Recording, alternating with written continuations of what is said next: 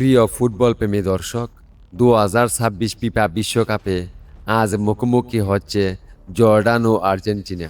এই ম্যাচে শক্তি, অভিজ্ঞতা এবং সাম্প্রতিক পারফরমেন্স দিক থেকে আর্জেন্টিনাই অনেকটা এগিয়ে।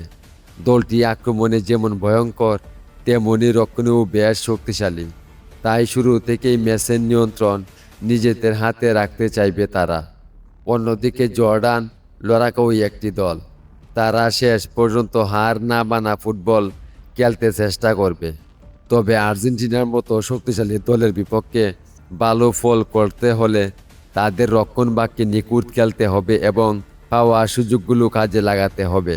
ম্যাচের শুরুতে জর্ডান রক্ষণাত্মক কৌশলে খেলতে পারে এবং পাল্টা আক্রমণ থেকে গোলের সুযোগ খুঁজবে। অন্যদিকে আর্জেন্টিনা দ্রুত বলের দখল নিয়ে একের পর এক আক্রমণ চালাবে।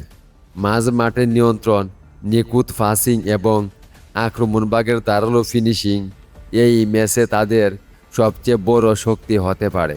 যদি আর্জেন্টিনা প্রথমার্ধেই গোল করে তাহলে ম্যাচের গতি পুরোপুরি তাদের দিকেই চলে যেতে পারে। তবে জর্ডান যদি ধৈর্য ধরে খেলতে পারে এবং রক্ষণে ভুল না করে তাহলে তারা ম্যাচকে কঠিন করে তুলতে সক্ষম হবে। আমাদের মতে ম্যাচে বলের দখল ও আক্রমণে আর্জেন্টিনা আধিপত্য বেশি দেখাবে।